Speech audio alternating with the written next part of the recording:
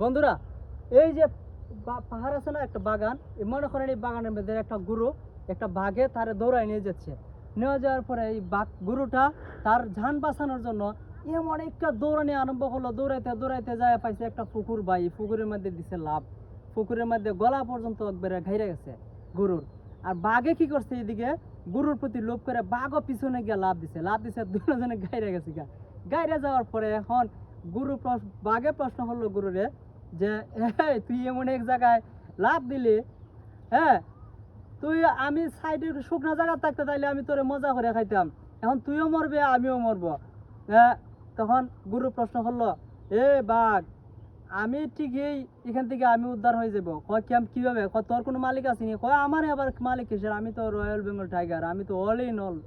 কয় একটু পরে আমার মালিক আসবে খুঁজে, আমি কি যখন বাড়িতে যাবো না, খুঁজে আসার পরে যখন আমাকে পাবে না তখন আসবে এখানে, এসে দেখবে আগে তোরে পাঁচজন দিয়া পিটাইয়া মাইরা তারপরে আমার উদ্ধার করে নিয়ে যাবে।